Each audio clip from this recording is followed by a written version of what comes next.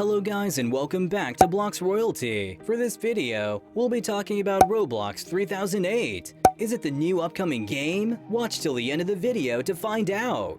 Let's go ahead and talk about the plot. The floating house is a highly rare and unique plot that spawns on pillars and can only be reached by building very high up on a pillar or utilizing VIP commands. The quickest method to find it is to join the private VIP server and teleport to 804 studs and Y. The player will teleport near the floating house if the conditions are appropriate. The traditional method of locating it is to find the distinctive pillar and work your way up until you reach the home. The floating house's flooring should be behind the pillar. By locating the pillar's numbers, you can determine which side is the front and back. The likelihood of a pillar becoming a special variety and containing the floating home is 1%, or roughly 49.73% on average for each server. Multiple houses can spawn on the same server, so be cautious. The floating home spawns at an altitude of 800 studs, very high, and the pillar it spawns on has a light gray concrete texture at the base rather than black, which is the only way to tell it apart from the other pillars. The pillar is always plain in appearance, and a decent way to identify from a distance is to rule out any damaged pillars, electrical outlets, ladders, or pallets. Prior to version 2.5, it featured a brown wood texture to distinguish it from the ordinary pillar's diamond-patterned gray bases. Private VIP servers do not grant badges, therefore finding the chocolate will not grant you the badge. The floating house is a nod to the SCP-3008 Animation's Floating Sky headquarters.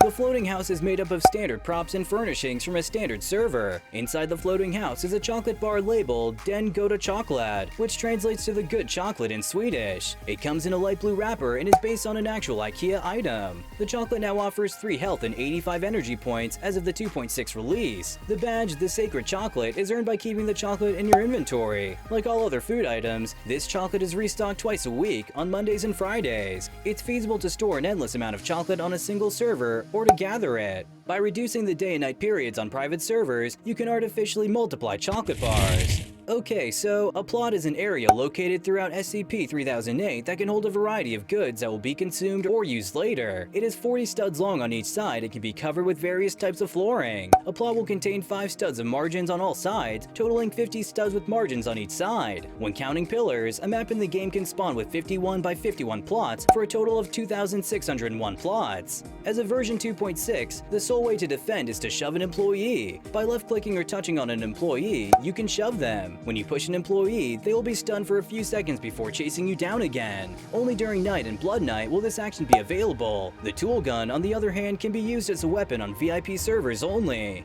There are also extra menus. The extra menu is one of the 3 in-game menus accessible to players, with 3 tabs, plus 1 reserved for VIP server administrators, game modes, waypoints, and a special mod menu. It can be reached by defaulting by using the T key or by pressing the top icon on a mobile device. You can start a single-player game or a VIP single-player game from the Extras menu's Game Modes tab. VIP single-player grants you VIP privileges, including access to the mod menu. The Extra menu's waypoints page allows you to construct waypoints, with each one allowing you to give it a unique name and color. Waypoints are small, visible sites that can be seen from afar and can display their name as well as their distance from you. They're typically utilized to designate places where you'd return, such as home or the snack aisle. Teleporting to waypoints is also an option for administrators. Of course, as much as it is fun, there are also rules in it such as no swearing, no inappropriate comments, no toxicity, no advertising. You will be denied if you ask for moderator or administrator privileges. What do you all think of this game though? Are you going to play it? Why or why not? Make sure to let us know exactly what you think in the comment section down below, as we'd love to hear your opinions. But that's all the time we have for you guys today though, so thanks for watching. If you guys enjoyed the video, then be sure to drop a like and subscribe to the channel too if you haven't already, for more awesome Roblox content like this and more. We'll see you guys in the next one, but until then, goodbye!